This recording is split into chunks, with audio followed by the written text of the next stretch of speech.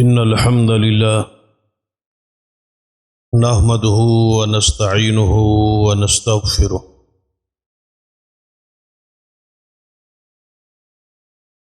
ونعوذ بالله من شرور أنفسنا ومن سيئات أعمالنا من يهد الله فلا مضل له ومن يضلل فلا هادي له أشهد أن لا إله إلا الله وحده لا شريك له وأشهد أن محمدا عبده ورسوله أما بعد فإن خير الحديث كتاب الله وخير الهدي هدي محمد صلى الله عليه وآله وسلم وشر الأمور محدثاتها وكل محدثة بدعة وكل بدعة ضلالة أما بعد فأعوذ بالله السميع العليم من الشيطان الرجيم من همزه ونفخه ونفثه بسم الله الرحمن الرحيم يا أيها النبي إنا أرسلناك شاهدا ومبشرا ونذيرا وداعيا إلى الله بإذنه وسراجا منيرا رب اشرح لي صدري ويسر لي أمري واحلل عقدة من لساني يفقهوا قولي رب زدني علما سبحان ربك رب العزة عما يصفون وسلام على المرسلين والحمد لله رب العالمين. حضرات،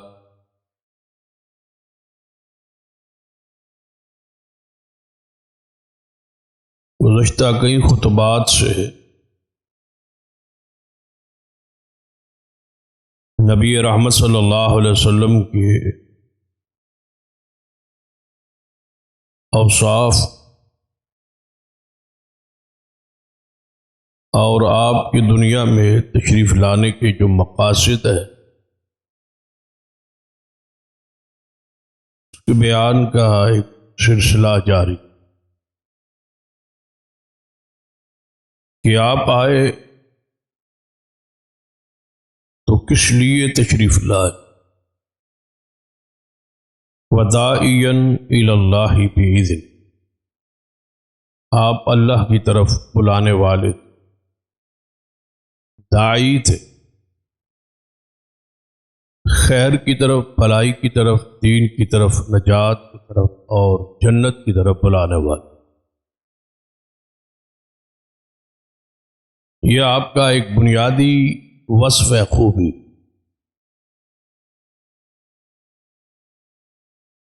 وہ ابلاغ کے سارے ذرائع، یعنی جو اس وقت راج تھے جن کے ذریعے دوسرے کو دعوت دی جا سکتی تھی، نبی علیہ السلام نے ان سارے ذرائع ابلاغ کو اختیار کیا. ان میں سے ایک خطوط کے ذریعے دوسرے سربراہان مملکت کو، دوسرے ممالک کے سربراہان کو خطوط کا سلسلہ رسول اللہ صلی اللہ علیہ وسلم نے شروع. اور یہ آپ کی سنت جو اس دور میں مہجورہ ہے، یعنی اس سنت کو چھوڑ دیا. سنت یہ ہے، اسلامی سربراہ پر لازم ہے کہ دیگر ممالک کے بادشاہوں کو اسلام کی وہ دعوت پہ، اسلام کے اوصاف اور خوبیاں اور اسلام کی انہیں دعوت، وہ اسلام کو قبول کر.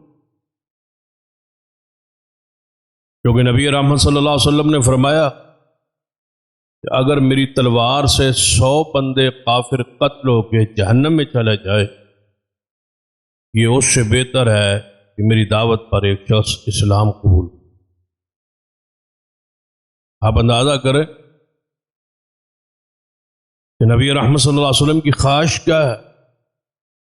کافروں کا قتل نہیں، کافروں کو اسلام کی دعوت اور ہدایت کا راستہ دکھلانا، ان پر حجت قائم کر۔ آج کل جو ہمارے بادشاہوں کی حالت کیسی ہے، وہ دوسرے ممالک کے ساتھ معاشی تعاون، دفاعی تعاون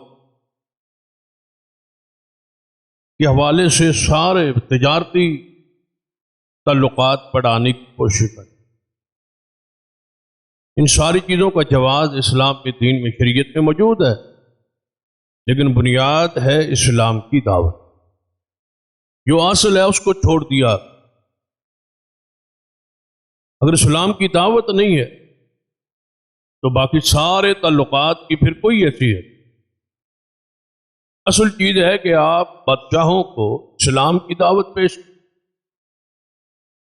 نبی اکرم صلی اللہ علیہ وسلم جو مختلف بادشاہوں کو خط لکھے دعوت اسلام، ان میں سے چند خطوط کا ہم ذکر گزشتہ خطبہ میں کر۔ ایک خط ہمارا زیر پاس کہ نبی رحمت صلی اللہ علیہ وسلم اس وقت کی بہت بڑی طاقت کیسر روم کو، یعنی جس طرح آج سپر پاور سمجھ جاتی، اسی طرح اس دور میں کیسر اور کسرا، فارس اور روم، ایران اور روم، یہ دو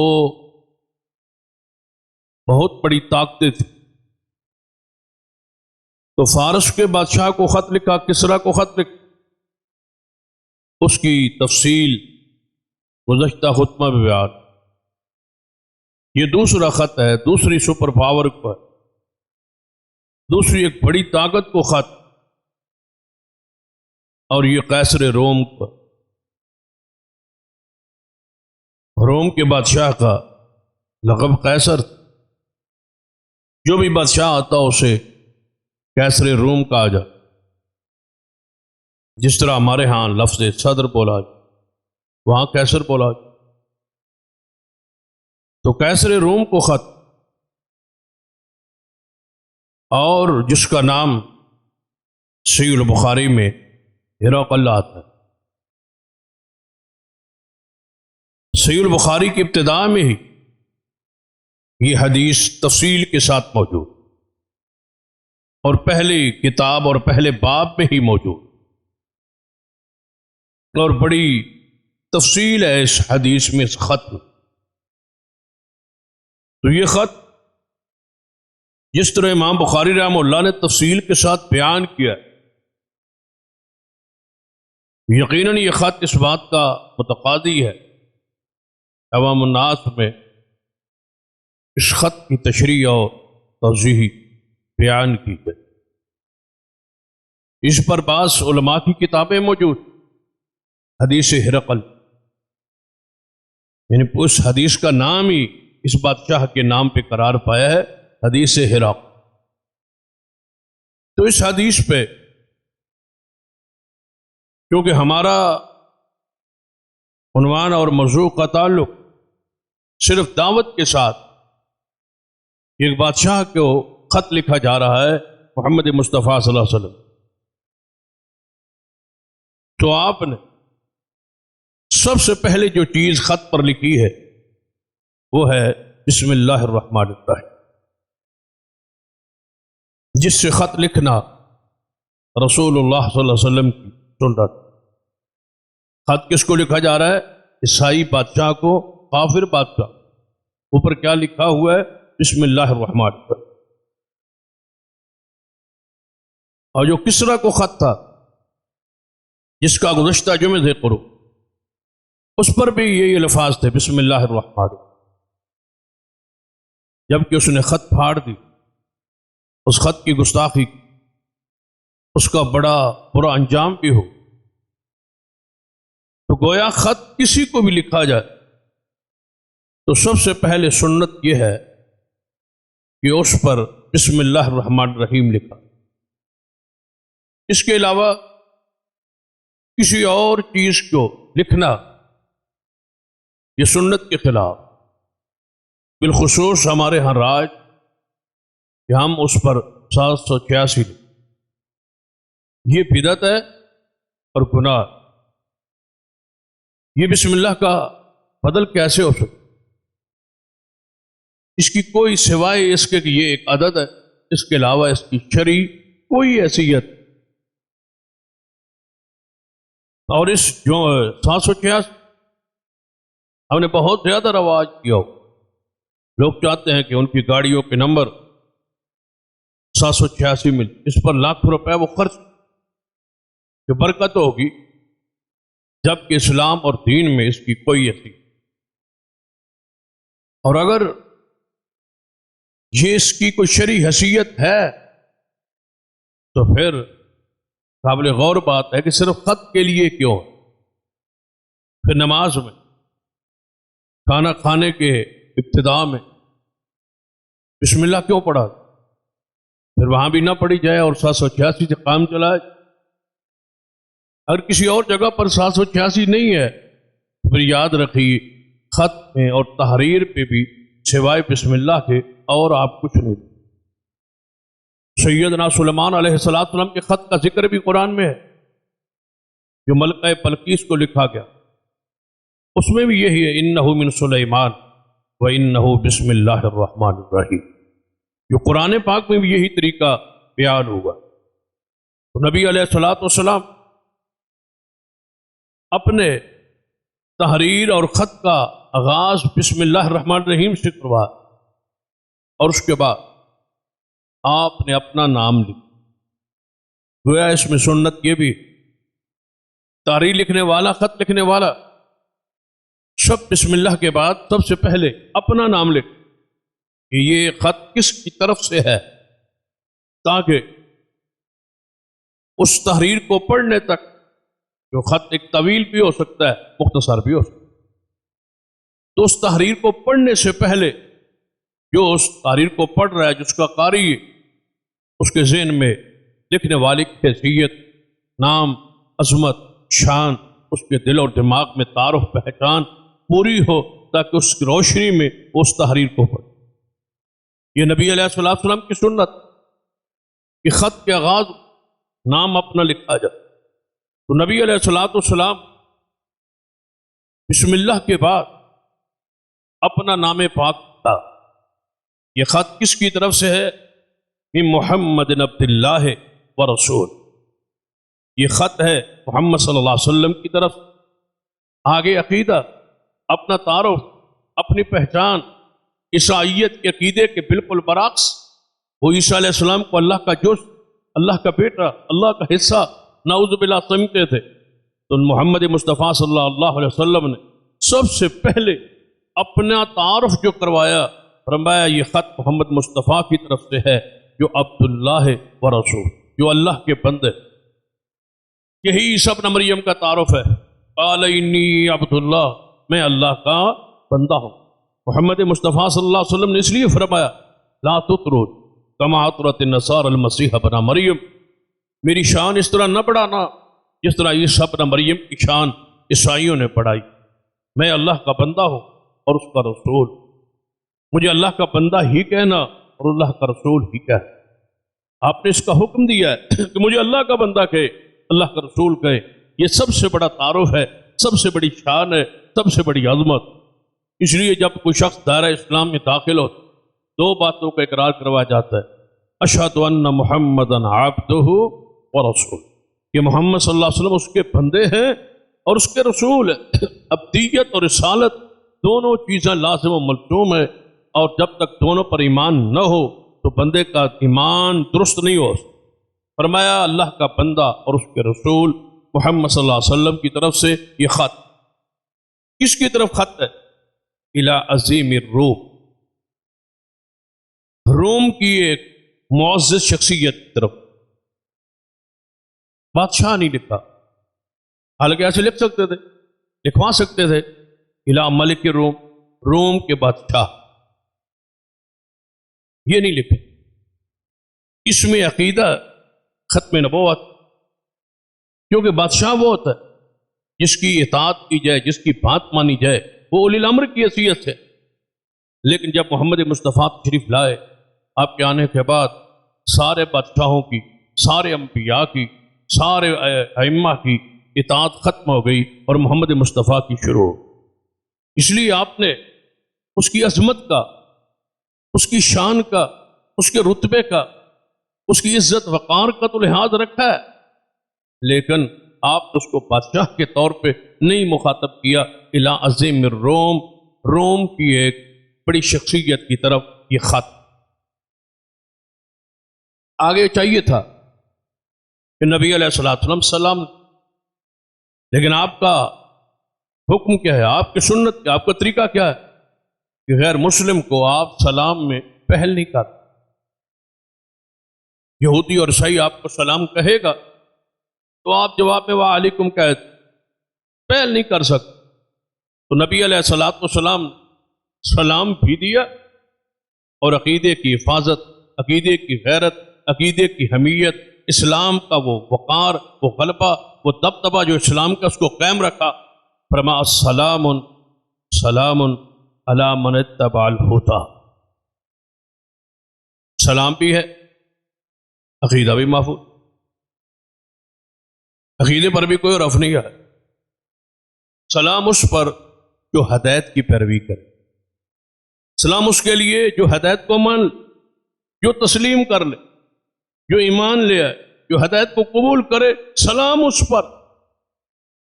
قرآن پاک میں یہ ذکر موجود تھا کہ موسیٰ علیہ السلام نے فرعون کے سامنے یہی بات کہی تھی، سلام علی من اتبع الہدی، سلام اس پر جو ہدایت کی پیروی کرے۔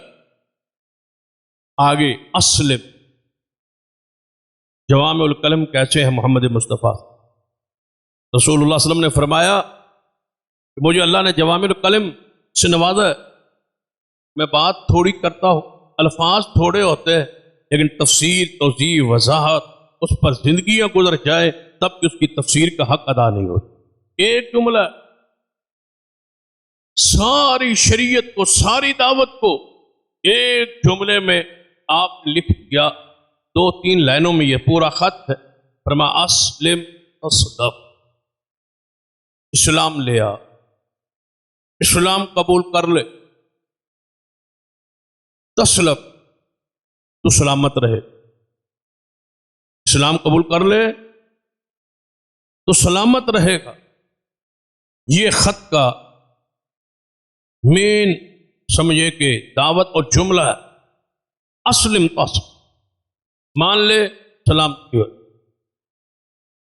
یہاں امام ابن حجر رحمہ اللہ ایک بڑا پیارا نکتہ لکھا، فرماتے ہیں کہ کیسر روم نے سارے خط کو سمجھ لیا، ساری دعوت کو سمجھ لیا، سارے پیغام کو جان لیا، لیکن یہاں غلطی کھا گیا ہے، تسلم کو نہیں سمجھ پایا۔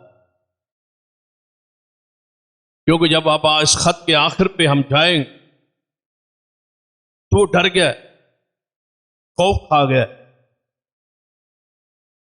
خط سے متاثر ہوا، مرعوب بھی ہوا، دل بھی بجھ گیا، یہ حق ہے، سچ ہے، دین جو دعوت دی جا رہی ہے یہ درست ہے۔ ایک قوم سے ڈر گیا، خوف کھا گیا کہ کہیں ایسا نہ ہو کہ مجھے قتل کر دیا جائے، مجھے مار دیا جائے۔ امام ابن حجر رحمہ اللہ فرماتے اگر تسلم کو سمجھ جاتا تو اس میں محمد مصطفیٰ نے ضمانت دے دی تھی کہ کلمہ پڑھ لے، اسلام قبول کر لے، تجھے کچھ نہیں کہا جائے، تو سلامتی پا جائے۔ جب رسول اللہ کی طرف سے گارنٹی مل جائے، ضمانت مل جائے، تو پھر کیا شک رہ جائے؟ مثلا سیدنا علی کے بارے میں معروف ہے رضی اللہ تعالی کہ نبی علیہ الصلوۃ والسلام نے انہیں ہجرت کی رات یا ہجرت کے وقت ان کو ان کی امانتیں، کفار کی جو امانتیں حضور کے پاس تھی وہ ان کے حوالے،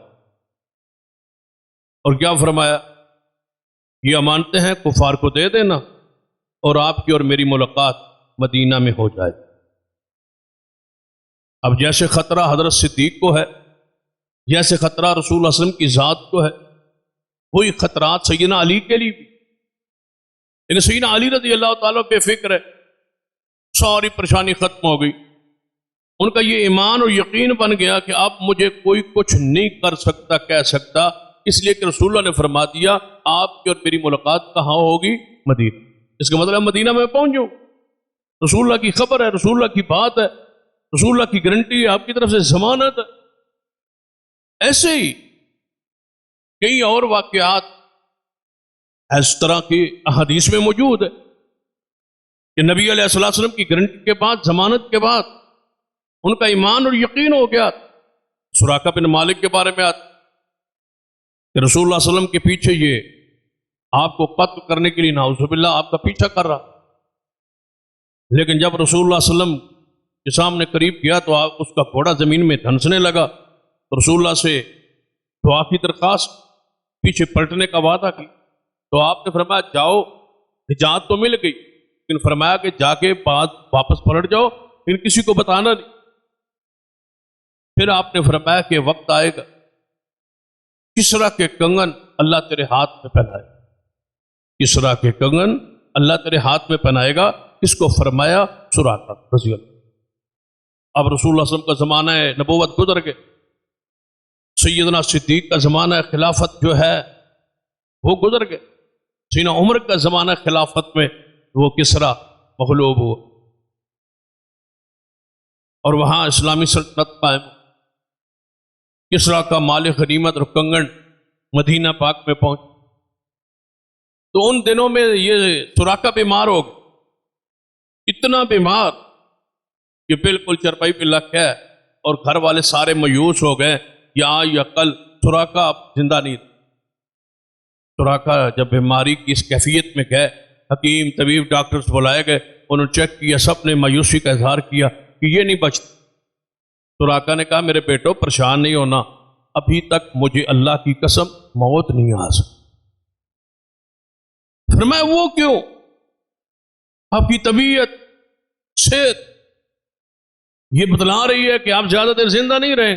فرمایا رسول اللہ نے فرمایا تھا کسرا کے کنگن اے اللہ تبارک و تعالیٰ سراقہ تیرے ہاتھ میں پہنائے گا، ابھی کسرا مغلوب ہوا نہیں، اس کے کنگن میں نے پائے نہیں، جب تک میں کنگن نہیں پہنوں گا اس وقت موت نہیں آ سکتی، کیوں رسول اللہ کی طرف سے ضمانت ہے، رسول اللہ کی طرف سے گارنٹی ہے، رسول اللہ کی طرف سے خبر۔ یعنی اتنا ایمان اور اتنا یقین تھا۔ اس طرح کے بیسیوں واقعات احادیث میں موجود ہے۔ امام ابن حجر فرماتے ہیں کہ اگر کیسر روم اس بات، اس جملے تسلم کے جملے کی تہ میں پہنچ جاتا کہ تو سلامتی پا جائے، تو اس سے جب ہم دوسرے کو سلام کہتے ہیں السلام علیکم، تو کا معنی کیا ہوتا کہ تیری جان، تیرا مال، تیری عزت میری ذات سے محفوظ۔ یہ الگ بات ہے کہ ہم سلام کی روحانیت پہ غور نہیں کرتے، سلام دے کے عزت لوٹتے، تعلقات بنا کے، دوستی بنا کے عزت کو لوٹتے، مال کو لوٹتے۔ السلام علیکم کا معنی یہ ہے کہ میری ذات سے تیری جان، تیری عزت، تیری غیرت، تیری عزت، تیرا مال مجھ سے محفوظ ہے، میری طرف سے تجھ پر سلامتی ہے، میری طرف سے تجھے خیر کی خبر آئے، میری طرف سے تجھے کوئی قدم، کوئی تکلیف نہیں پہنچے گی، یہ گارنٹی ہے اس السلام علیکم۔ اسلم تسلم، رسول اللہ نے گارنٹی دے دی تھی کہ تو محفوظ رہے گا، بچا رہے گا، سلامتی پا جائے گا، لیکن وہ اس جملے کی تہ اور گہرائی پہ نہیں پہنچا۔ جبکہ اس کا پوری تفصیل توضیح آپ پڑھیں گے تو حیران ہو جائیں گے کہ کیا کمال ہے کہ رسول اللہ صلی اللہ علیہ وسلم کی بات کو کیسے وہ سمجھ۔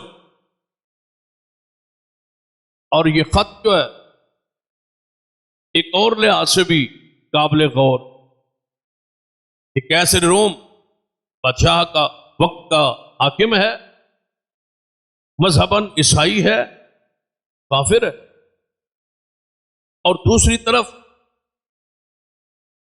جو نمائندہ اہل مکہ میں سے ہرقل کے دربار میں کھڑا ہے، وہ کون ہے؟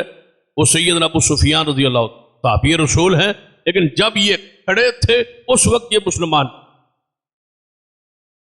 تو گویا اس کو ایسے کہا جا سکتا ہے کہ دو کافر سرداروں کا محمد مصطفیٰ کے بارے میں جو نظریہ ہے، جو سوچ ہے، جو فکر ہے، جو کچھ محمد مصطفیٰ کو سمجھے ہے، وہ تبصرہ ہے، وہ تجزیہ، دونوں مسلمان نہیں، پوچھنے والا بھی مسلمان نہیں اور جس سے پوچھا جا رہا ہے یہ بھی ابھی تک مسلمان نہیں ہے، رضی اللہ تعالی۔ خط جب اس نے پڑھا کہ اسلم مختصر جامع، اس نے کہا کہ آپ لوگوں کو بلایا، غلاموں کو بلایا، کہنے لگا پوری منڈی میں چھان مارے، پورا ملک شام، اگر مکہ مکرمہ سے کوئی لوگ یہاں آئے ہوئے ہوں ان سب کو میرے سامنے پیش کیا جائے تاکہ میں اس خط کی کچھ تفصیل چاہتا ہوں ان سے۔ تو اللہ کا امر کہ سیدنا ابو سفیان رضی اللہ عنہ، یہ باپ ہیں کس کے؟ سیدنا امیر معاویہ رضی اللہ، سسر ہیں کس کے؟ محمد مصطفیٰ صلی اللہ علیہ وسلم۔ شان کے لیے یہی کافی ہے، عظمت کے لیے اتنا ہی کافی ہے کوئی شخص محمد مصطفیٰ کا صحابی، بس یہ بات ذہن میں رکھ۔ کسی ہستی شخصیت کے بارے میں ایک لفظ بھی قرآن اور حدیث سے ثابت نہ ہو، اس کی فضیلت کے لیے یہی کافی ہے کہ وہ محمد مصطفیٰ کا صحابی۔ اس سے بڑا رتبہ کیا ہو، اس سے بڑی شان کیا ہو؟ سارے صحابی کہنے سے کیا کیا سمجھ آتا ہے؟ ساری غلطیاں معاف، سارے گناہ معاف، اللہ ان پر راضی، جنت کے وہ وارث بن گئے، ساری خوبیاں، سارے درجات، سارے شرف تو نصیب ہو گئے جب وہ صحابی رسول بن گئے۔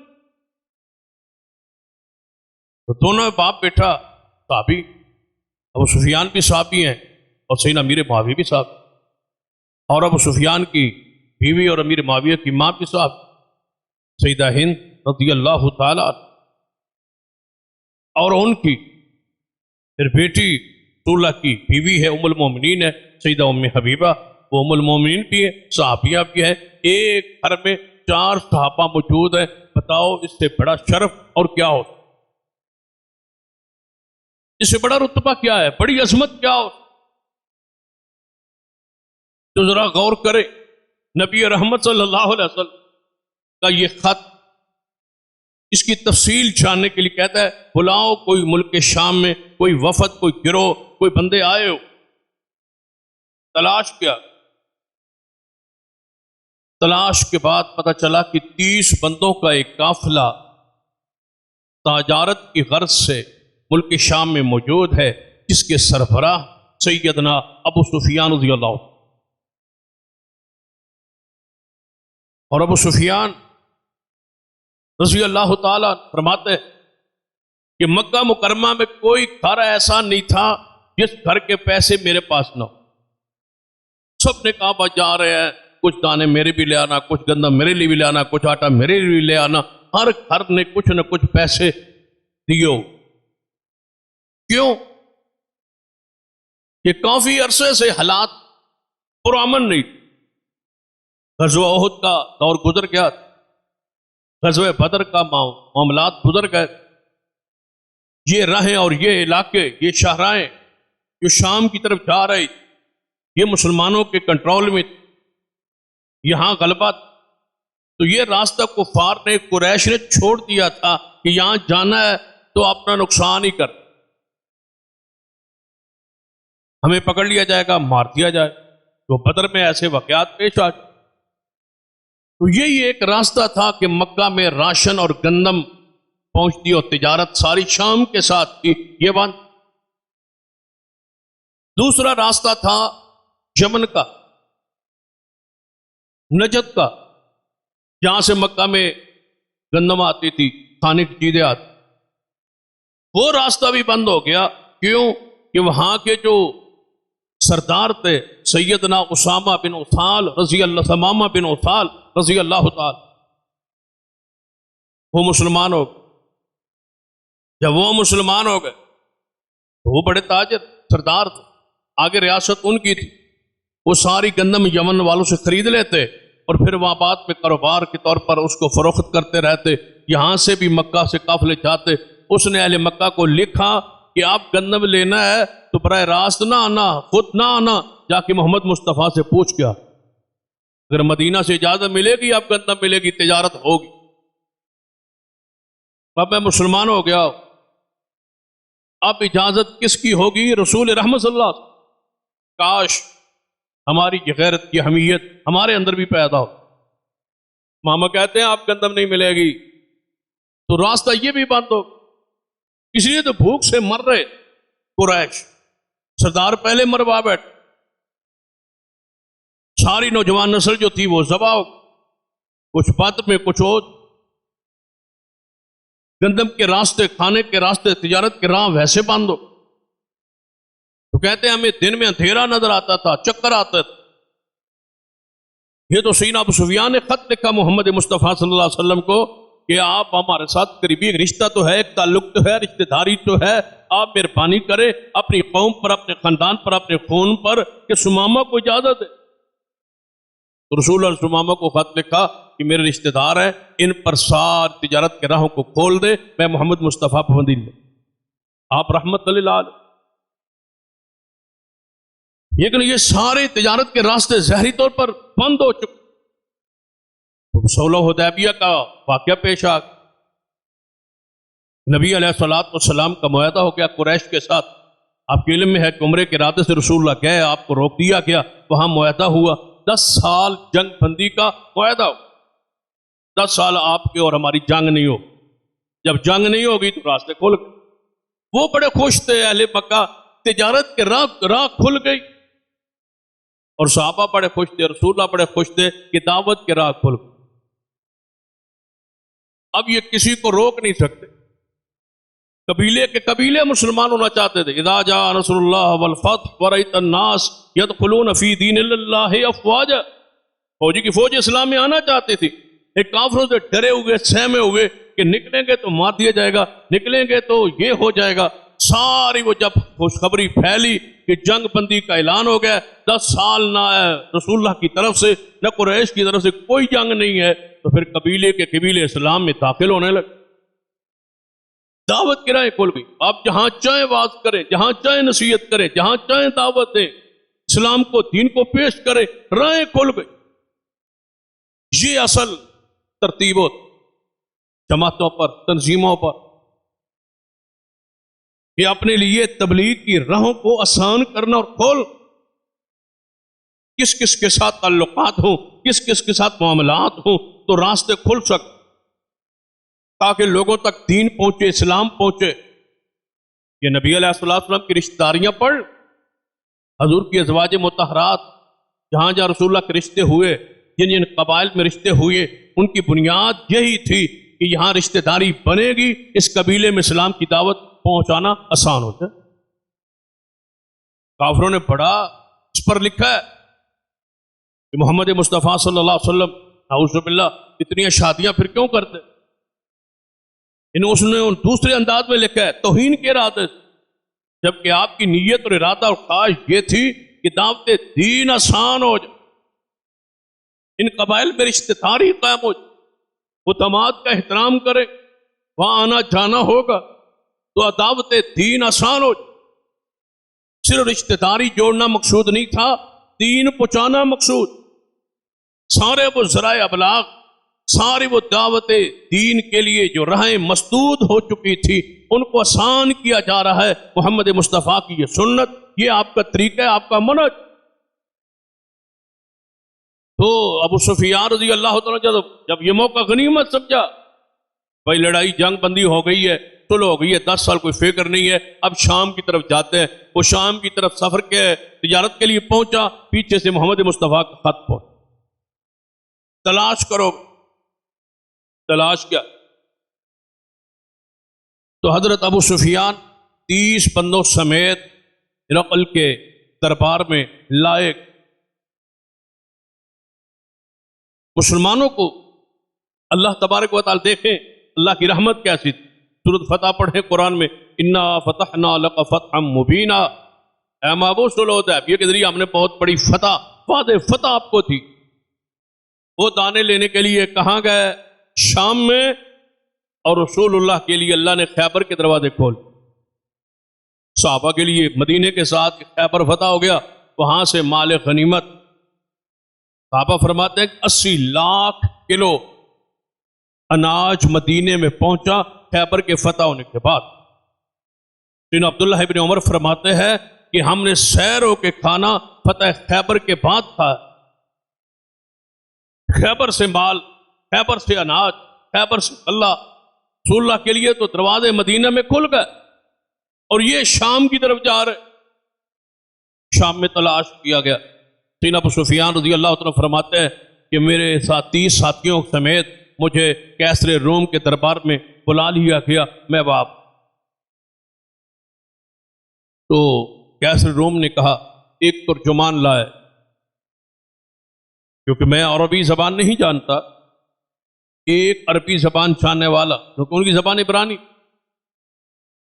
ترجمان لائے جو میری بات سنے اور ان تک پہنچائے اور ان کی بات سنے مجھ تک آپ پہنچائے۔ ایک ترجمان لائے، ترجمان لائے، نے کہا کیسر روم نے کہ سب سے پہلے ان سے یہ بات پوچھی جائے، ایکم اقرب نسبا بہذا الرجل الذی یزعم انہ نبی، ان سے پوچھا جائے کہ تم میں سے رشتے کے لحاظ سے، خون کے لحاظ سے، نسب کے لحاظ سے محمد مصطفیٰ کے سب سے زیادہ قریب کون؟ ہم میں سے رشتے کے لحاظ سے، خون کے لحاظ سے، الذی یزعم انہ نبی، وہ شخص، وہ ہستی جو دعوے دار ہے کہ میں اللہ کا نبی ہوں، اس کا رشتہ دار آپ میں سے خون کے لحاظ سے سب سے زیادہ قریب کون ہے؟ جب اس نے ترجمان نے پوچھا تو 30 بندوں میں سے سیدنا ابو سفیان نے فرمایا میں خون کے لحاظ سے، نسب کے لحاظ سے سب سے زیادہ محمد کے قریب ہوں۔ تو اللہ کے بندوں، کس کو صحابی کو برا کہہ رہے؟ یہ سیدنا ابو سفیان رضی اللہ تعالی، ان کا قصور و جرم کیا ہے؟ یہ رشتے میں رسول اللہ کے قریب ہے، چوتھی پشت پر یہ محمد مصطفیٰ صلی اللہ علیہ وسلم کے ساتھ اپنے مناف پر نسب نامہ ایک۔ ابو سفیان کے باپ کا نام کیا ہے؟ عرب، عرب کے باپ کا نام کیا ہے؟ امیہ، جہاں سے بنو امیہ مشہور۔ امیہ کے باپ کا نام عبد شمس ہے، ان کے باپ کا نام عبد مناف۔ محمد مصطفیٰ کے باپ کا نام عبداللہ ہے، عبد المطلب ہے، ہاشم ہے اور عبد مناف۔ فرمایا رشتے کے لحاظ سے سب سے زیادہ میں قریب ہوں۔ فرمایا اچھا آپ قریب ہیں تو آپ آگے آ جائیں اور ان باقی بندوں کو، تاجروں کو، قافلے کے لوگوں کو اس کے پیچھے بٹھا دیا جائے، سامنے ایک دوسرے کے نہ بیٹھے، تاکہ آنکھوں میں ایک دوسرے کو دیکھ کے کوئی اشارے یا کوئی بات ایسی نہ، ان کو پیچھے بٹھا دیا۔ سیدنا ابو سفیان فرماتے ہیں مجھے آپ نے آگے بٹھا دیا، سامنے میرے کیسر روم، درمیان میں ترجمان نے کہا کہ میں سوالات کرتا جاؤں، ترجمان آپ کو سمجھاتا جائے، آپ جواب دیتے جائے، آپ کا جواب مجھ تک یہ سمجھا کہ مجھے پہنچاتا رہے گا۔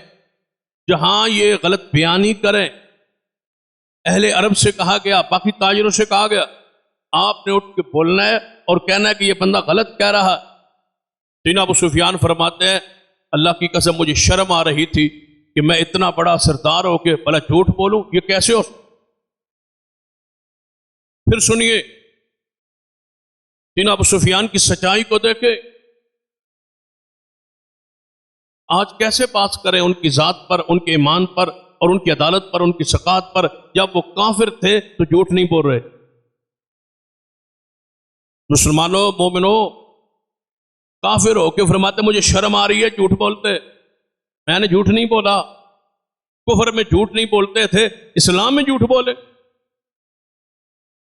اور دوسری وہ حدیث بھی سامنے رکھے رسول اللہ نے فرمایا مومن سے ہر گناہ ہونا ممکن ہے لیکن مومن جھوٹ نہیں بول.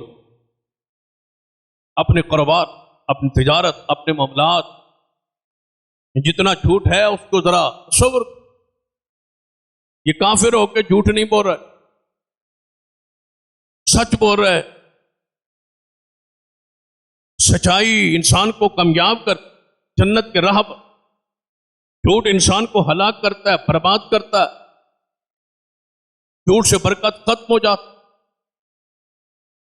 فرمایا تم میں سے سب سے زیادہ قریب کون ہے؟ سیدنا ابو سفیان میں ہوں. فرمایا میں سوالات کرتا. پہلا سوال کیف نصبہ فیکم. میرا پہلا سوال یہ ہے کہ جس ہستی نے تم میں محمد مصطفیٰ نے نبی ہونے کا دعویٰ کیا ہے اس کا نسب کیسا ہے؟ نسب بیان کر. سیدنا ابو سفیان نے فرمایا اس کا نسب معروف ہے. وہ فینا ذو نسب، اس کا نسب ہم سب میں سے اعلیٰ ہے، عمدہ. رسول اللہ نے فرمایا اللہ نے بنو اسماعیل سے بنو کنانا کو چنا، بنو کنانا سے اللہ نے بنو ہاشم کو چنا، بنو ہاشم سے اللہ نے محمد کو چنا. رسول اللہ کا نسب معروف اور نبی کا یہ خاص ہے، نبی کی یہ شان ہے، یہ عظمت ہے کہ اپنی قوم میں سے، اپنی امت میں سے سب سے جو اونچا نسب ہوتا ہے اللہ اس میں نبوت ہے. یہ خاص ہے نبوت، یہ معیار نبوت. اور یہاں مولانا عبداللہ معمار بہت بڑے عالم گزرے ہیں، مرزائیت اور قادیانیت کے رد پر ان کی کئی کتابیں موجود ہیں. خاص کر ان کتاب محمدیہ پاکٹ بک ان کی معروف ہے. مرزائیوں نے کتاب لکھی تھی احمد پاکٹ بک، اس کے جواب میں یہ کتاب ان کے ایک ایک اعتراض کا اس میں جواب ہے. انہوں نے بڑی پیاری بات کہتے ہیں کیا مرزائیوں میں سب سے اونچا نسب مرزے کا؟ فرمایا بڑی قومیں ہیں، ساری قومیں موجود، مرزائی مذہب میں ساری قومیں موجود، جتنے ہمارے برصغیر میں قومیں نسلیں ہیں ساری موجود ہے. تو فرماتے ہیں کیا تمہارے اندر سب سے بڑی قوم یہ ہے مرزا غلام جوش کی قوم؟ رسول اللہ صلی اللہ علیہ وسلم کے زمانے میں سب سے اونچی قوم قریش کی تھی، اللہ نے اس سے چن کے محمد مصطفیٰ کو بر وہ فینا نسب، وہ ہم میں ذو نسب ہے، ان سے پقیدہ اعلیٰ عمدہ نسب کسی کا نہیں.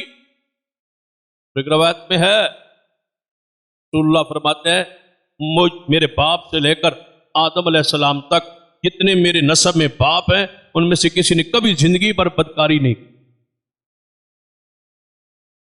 پھر رسول اللہ فرماتے ہیں میری ماں آمنہ سے لے کر میری ماں حوا تک جتنی میرے نسب میں مائیں ہیں ان میں سے کبھی کسی نے برائی نہیں. یہ رسول اللہ کا نسب پاک. مرزا تو اس کا تو اپنا کردار بنانا ہے. اس کے تو بیٹے نے لکھا ہے کہ بعض دفعہ خواتین رات بھر مرزے کے ساتھ دباتے دباتے ان کی خدمت کرتے کرتے مریدنی ساری رات گزر جاتی. یعنی دیکھو وہ فی نازو نسب، نسب پقیدہ ہوتا ہے. کتنا پقیدہ ہیں خود کہ رسول اللہ صلی اللہ علیہ وسلم کی بیعت کے لیے خاتون حاضر ہوئی. اس نے سمجھا وہ بیعت کے لیے ہاتھ پہ ہاتھ رکھنا ضروری ہے، بالعموم بیعت ایسے ہوتی. تو اس نے پردے کے پیچھے سے آگے چادر لٹک رہی تھی، پردہ تھا، رسول اللہ صلی اللہ علیہ وسلم اس طرف تھے، اس نے چادر سے پیچھے ہاتھ کیا رسول اللہ کی طرف تاکہ میں آپ کے ہاتھ پہ ہاتھ رکھوں. رسول اللہ سیدہ عائشہ سے فرمایا اس عورت کو کہو ہاتھ پیچھے کرے، محمد غیر عورتوں سے مصافحہ نہیں کر. اللہ اب تو پقیدہ ہے. وفی نازو نسب، ہم میں سے نسب میں سب سے اعلیٰ عمدہ محمد مصطفیٰ صلی اللہ علیہ وسلم. تو ہرقل نے جب یہ بات سنی تو کہنے لگا آپ نے پھر سچ کہا، نبی ہوتا ہی ایسے. دیکھیں کہنے والا بھی کافر ہے، جو تبصرہ کر رہا ہے وہ بھی کافر، پھر سمجھ کیسے کیا ہے، قبلیت کیسے ہے، گہرائی کیسے ہے؟ کہتے ہیں ہاں ہاں نبی ہوتا ہی ایسے ہے، وہ نسب میں سب سے اعلیٰ اور عمدہ نسب اسی کا ہوتا ہے، اور اس کی امت میں اس سے بڑا نسب کسی کا نہیں ہوتا۔ لیکن میرا دوسرا سوال، کیا اس محمد مصطفیٰ صلی اللہ علیہ وسلم کے باپ دادا میں سے کسی نے اس سے پہلے اس طرح کا دعویٰ کیا ہے؟ پہلے بھی کوئی ان میں سے ایسے باپ دادے میں سے کوئی ایسا دعویٰ؟ سیدنا ابو سفیان نے فرمایا نہیں، اس کے باپ کی موجود دادے کو سب کو میں جانتا ہوں، کسی نے ان میں سے نبی ہونے کا دعویٰ۔ تو ہرقل نے کہا پھر سن لو، اگر تو کسی نے دعویٰ کیا ہوتا پہلے تو پھر میرے ذہن میں یہ بات آ سکتی تھی، یہ خیال ہو سکتا تھا کہ یہ اسی راہ پر چل رہا ہے کہ میرا باپ میرا دادے نے ایسا دعویٰ کیا ہے، میں بھی دعویٰ۔ تو یہ پہلی دفعہ یہ دعویٰ کر رہے ہیں، تو یہ تو سچائی کی دلیل ہے۔ اچھا یہ بتاؤ، تیسرا سوال ہے میرا، کہ اس نبی کے باپ دادے میں کوئی بادشاہ گزرا ہے؟ فرمایا نہیں، کوئی بادشاہ بھی نہیں گزرا۔ اس نے کہا اگر کوئی بادشاہ گزرا ہوتا تو میں یہ جانتا سمجھتا کہ شاید اپنے باپ دادے کی بادشاہی نبوت کے بہانے، نبوت کی آڑ میں، نبوت کے پردے میں یہ بادشاہی واپس لینا چاہتا ہے، لہذا یہ بھی اس کی سچے ہونے کی دلیل ہے۔ اس سے اگلا سوال، اس کے ماننے والے کوئی بڑے جاگیردار، سرمایہ دار، کوئی بڑے مالدار، یا ضعیف کمزور مالی لحاظ سے کمزور لوگ ہیں؟ کہنے لگا اس کے شروع میں ایمان لانے والے انتہائی کمزور، سوائے ایک آدھ چند کے بالکل کمزور ہے، ہمارے غلام کمزور لوگ مالی لحاظ۔ فرمایا اگر تو اس کے مالدار دوست ہوتے، مالدار بڑے بڑے لوگ ہوتے تو سمجھا جا سکتا تھا کہ ان کے ورغلانے پر نعوذ باللہ یہ بڑے لوگوں کا اکٹھ ہو گیا جنہوں نے اس کو پیش کیا سرداری کے لیے، لہذا غریب لوگ اس بات کی دلیل ہے کہ سچے نبی کے ساتھ شروع میں ایسے ہی لوگ ہو، رسول اللہ صلی اللہ علیہ وسلم کے ساتھ ایسے ضعیف اور غریب لوگ، اجنبی لوگ، جنہوں کو بڑا عزت معاشرے میں ظاہری طور پر نہ ہو، ایسے ہی لوگ، اور ایسے ہی لوگ کام کیوں؟ رسول اللہ نے فرمایا کچھ بندے ہوتے ہیں معاشرے میں جن کی ظاہری طور پر معاشرے میں کوئی حیثیت نہیں ہوتی، لیکن اللہ کا اتنا درجہ ہوتا ہے رب پر قسم اٹھا لیں اللہ ان کی قسم پوری کر دے۔ اس لیے رسول اللہ نے فرمایا یہ اسلام اجنبی لوگوں سے شروع ہوا تھا، پھر وقت آئے گا اجنبی کی طرف یہ چلا جائے گا۔ اجنبیوں کو مبارک ہو، طوبی للغرباء، ان اجنبیوں کو مبارک ہو وہ مالداروں سے 500 سال پہلے جنت میں چلے۔ یہ اسلام کمزور، ان کو حقیر نہ جانا، حقیر نہ سمجھا جائے۔ میں اچھا یہ بتائیں اس محمد مصطفیٰ صلی اللہ علیہ وسلم کے ساتھی روزانہ کم ہو رہے ہیں یا بڑھ رہے؟ کہا بڑھ رہے، بل یزیدون، بلکہ وہ تو بڑھ رہے۔ اس نے کہا سچے نبی کے ساتھی ایسے ہی بڑھتے، کم نہیں ہوتے۔ اچھا یہ بتاؤ کہ کسی نے اسلام قبول کر کے اس اسلام سے پھر گیا، مرتد ہو گیا، ہٹ گیا اسلام سے؟ اس نے کہا وہ تو جانے دے دیتے ہیں، ہٹنے کا نام ہی نہیں لیتے۔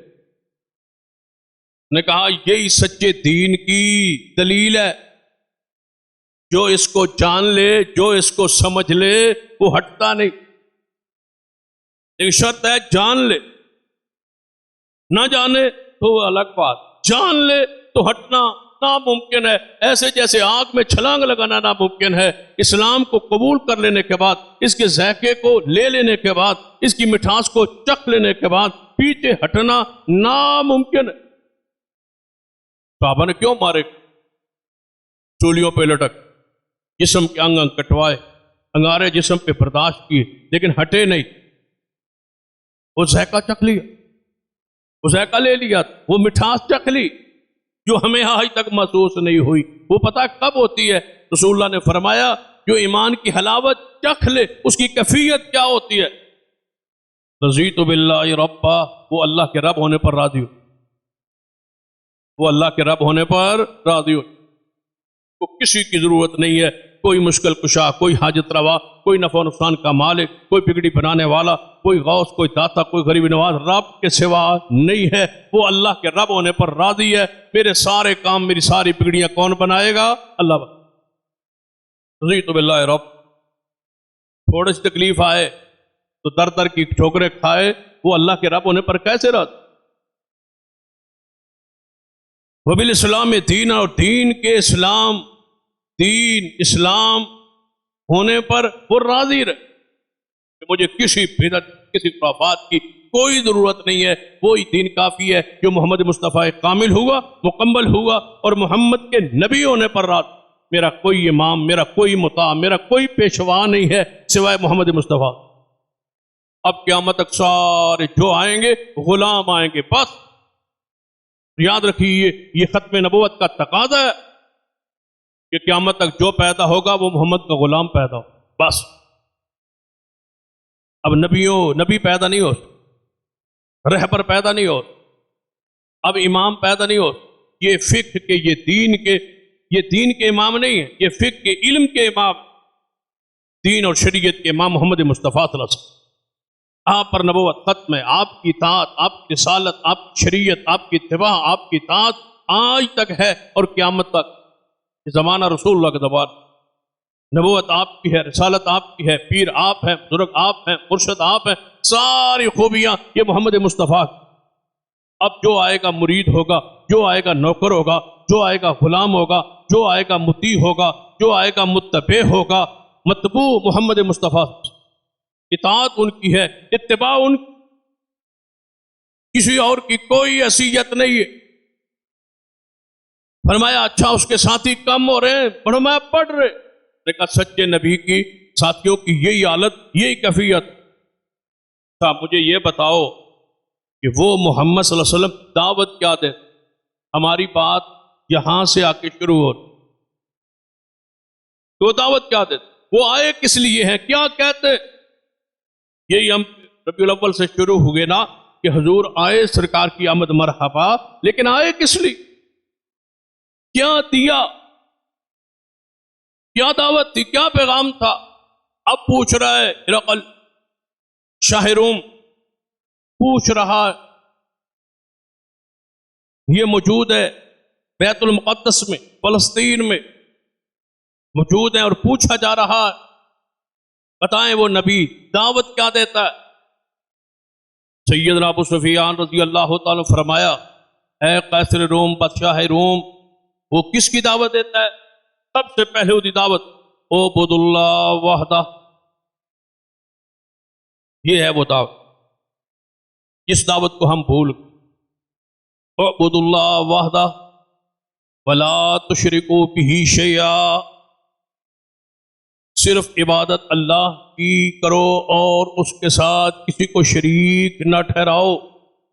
یہ ہے ان کی دعوت، یہ ہے وہ پیغام، یہ ہے وہ لے کے آئے، یہ ہے ان کی بنیادی پیغام، دعوت رسول اللہ کی کہ توحید کو مانو، شرک نہ کرو.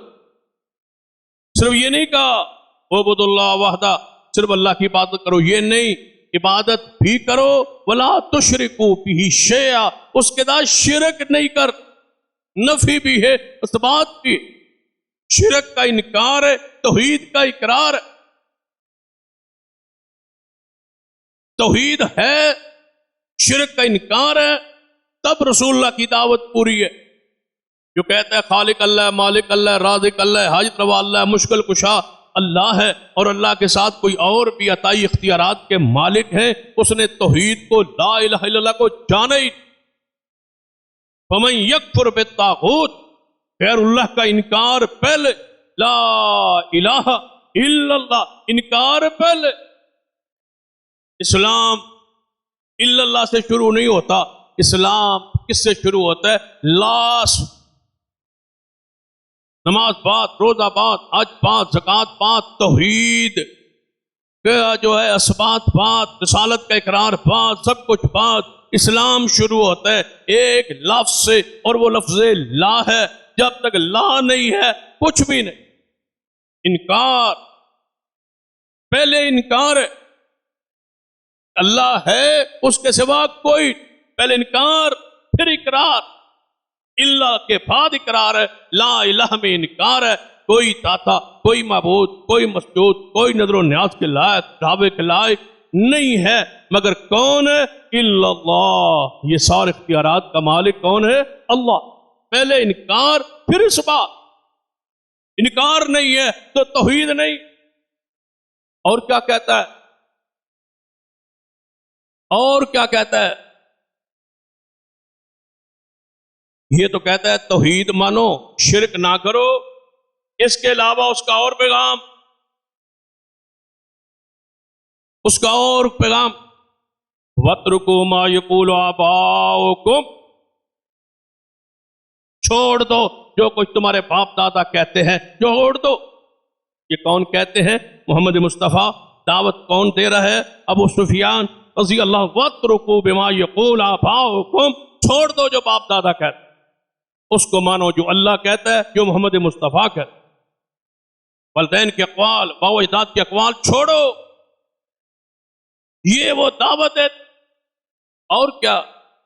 وَيَأْمُرُنَا بِالصَّلَاةِ وَالزَّكَاةِ، وہ نماز کا حکم دیتے، برائی سے روکتے، نماز کا حکم دیتے ہیں، زکوٰۃ کا حکم دیتے ہیں، وَالصِّدْقِ، سچائی کا پیغام دیتے ہیں، سچ بولو.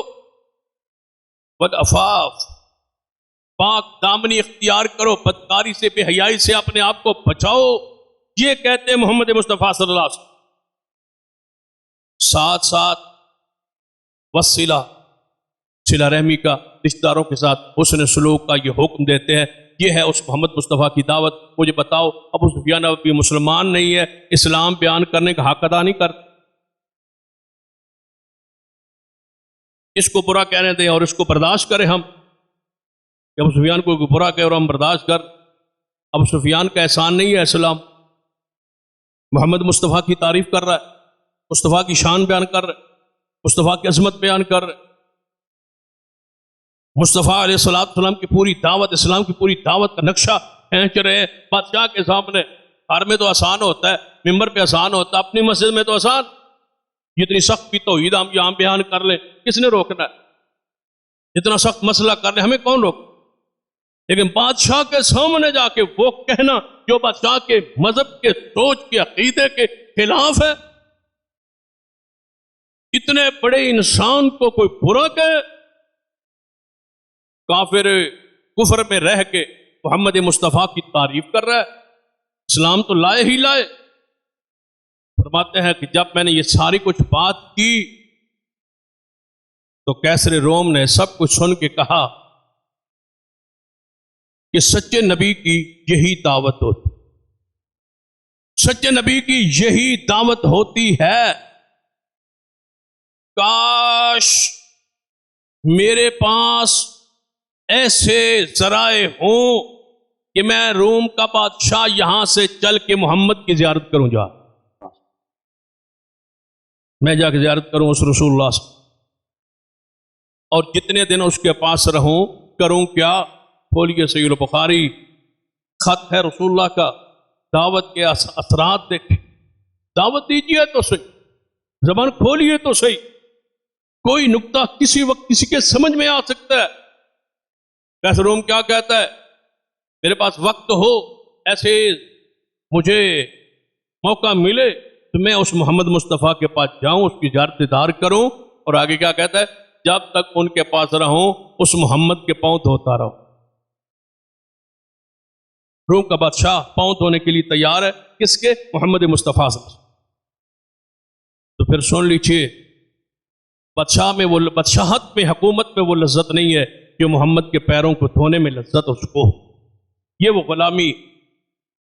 میری یہ خواہش ہے، یہ میری چاہت ہے، یہ میری طلب ہے کہ مجھے یہ اللہ احساس دے، یہ شرف مجھے بخشے کہ میں اس محمد مصطفیٰ سے، تو اس نے کہا اے میرے وزیروں مشیروں، سنا ہے خط،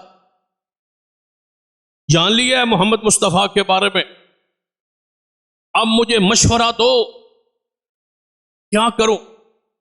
میں تو چاہتا ہوں اس محمد مصطفیٰ صلی اللہ علیہ وسلم کے پاس جایا جائے، اس کو مان لیا جائے۔ وزیر مشیر سارے بگڑ، وزیروں مشیروں کی یہی حالت کیفیت ہوتی ہے، یہ سارے بگڑ گئے، کہتے ہیں یہ کیا ہو، اٹھ کے باہر نکلنے لگ۔ نے کہا میں آپ کو آزما رہا تھا، یہاں کے ڈر اور خوف محسوس کیا، حکومت کے لالچ و طمع میں، کہتا ہے میں نے تو آزمایا تھا آپ، ذرا ان کو باہر بھیجو، ابو سفیان اور ان تاجروں کو ذرا باہر بھیجو۔ جب باہر آیا ابو سفیان کہتا ہے اللہ کی قسم میرے دل میں بھی محبت اسلام کی آ گئی تھی، اس وقت آ گئی تھی، لیکن باہر آ کے کہتا ہے وہ بات سنو یار تاجروں، جو ہے نا یہ ابن کبشہ محمد مصطفیٰ صلی اللہ علیہ وسلم کو دیکھیں نا، باہر آ کے کیا کر رہا، اندر کیا کہہ رہا تھا، باہر کیا کہہ رہا، یہ ابن کبشہ جو ہے نا یہ حلیمہ سعدیہ کے خاندان کی طرف اشارہ کر رہا ہے جہاں محمد مصطفیٰ نے دودھ دیا، یہ ان کا یعنی اپنے عبداللہ کا باپ عبداللہ کا ذکر نہیں کر رہا، حلیمہ سعدیہ کے خاندان کا، یہ ان کا دودھ پیا ہے اس نے محمد صلی اللہ علیہ وسلم نے، اس کی بات تو زور پکڑ گئی ہے، جس سے وقت کا بادشاہ بھی ڈر رہا ہے، یہ ہے محمد صلی اللہ علیہ وسلم۔ تو اگلی بات جو کہنے والی ہے، اس پہ بات میں ختم کرنا چاہتا ہوں، کیسر روم نے کیا کہا، اگر یہی حالت بادشاہ ہو وزیروں مشیروں سن لو، میں نے محمد مصطفیٰ کے خط سے تاریخ سے جو کچھ سنا، جو کچھ متاثر ہوا، جو کچھ میرے بات علم میں آئی ہے، جس کی تہ گہرائی تک میں پہنچا ہوں، میں نجومی بھی ہوں، نجومی پن ساری چیزوں کو میں جانتا پہچانتا ہوں اور ساری چیزیں میں سمجھتا ہوں، میں جس بات تک پہنچا ہوں وہ یہ ہے کہ ان قریب اس محمد کی حکومت شام میں بھی ہوگی،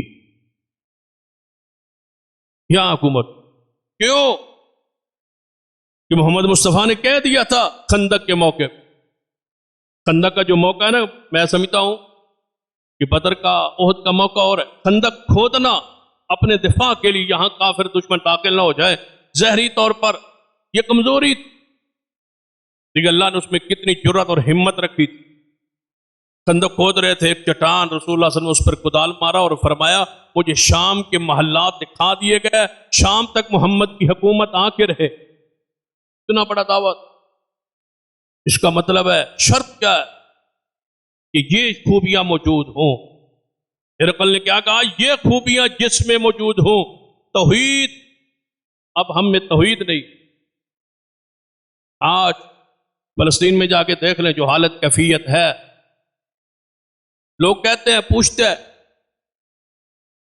بھئی وہ حماس نے وہ حملہ کر دیا، پہلے اس نے حملہ کر دیا، اس کے بعد جب طاقت نہیں تو حملہ کیوں کیا؟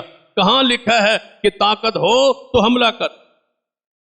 قرآن کیا کہتا ہے وَأَعِدُّوا لَهُم مَّا اسْتَطَعْتُمْ، جتنی تمہاری طاقت ہو، جتنی میسر ہو، طاقت ہو، اتنی تیاری کرو، لیکن دوسری طرف فرمایا ادخلوا فی السلم کافہ، اسلام میں پورے داخل ہو جاؤ، اسلام کی کمی گوارا نہیں، اسلحہ کی کمی گوارا ہے، تعداد کی کمی گوارا ہے، تھوڑے بھی ہوگے تو غالب آ جاؤ گے، اگر میں اپنے امر کرنا چاہا تو میں بابیلوں سے بھی کام لے لیتا، ایک شرط ہے تم اسلام میں پورے ہو جاؤ، اسلام کی کمی گوارا نہیں، اسلحے کی کمی اسلام میں گوارا ہے، تعداد کی کمی گوارا ہے، ہماری نظر تعداد پر اسلحہ پر ہے، توحید پر، دین پر، اقامت صلاۃ پر نہیں ہے۔ روم کا بادشاہ کہتا ہے یہ خوبیاں اگر محمد مصطفیٰ میں ہوں گی تو وہ غالب آ جائیں، آج بھی میں کہتا ہوں فلسطین میں غلبہ اسی صورت میں ہو سکتا ہے کہ توحید خالص، شرک نہ ہو، نماز کی پابندی ہو، بے حیائی فحاشی مسلمانوں میں نہ ہو، تو آج کی غلبہ ہو سکتا ہے۔ غلبے کے لیے اسلام پورا ہو، مجاہدین میں اسلحہ نہیں، بندے نہیں، اسلام اسلام اسلام کے لیے ہے ادخلوا فی السلم کافہ، جہاد کے لیے ہے اعدوا لہم ما استطعتم، جتنی طاقت ہے اتنی تیاری کرو، آگے میرے سپرد کر دو، فتح شکست میرے ہاتھ میں ہے، تمہارے ہاتھ۔ کب ہم زیادہ قلیل تھے غالب آتے گئے، آج بھی اگر یہی امام پیدا ہو جائے تو اللہ کی نصرت اور مدد آج بھی نازل ہو سکتی ہے۔ اللہ سے دعا ہے اللہ ہمیں عمل کی توفیق عطا فرمائے۔ اقول قولی ھذا واستغفر اللہ لی ولکم ولسائر المسلمین وآخر دعوایا الحمد للہ۔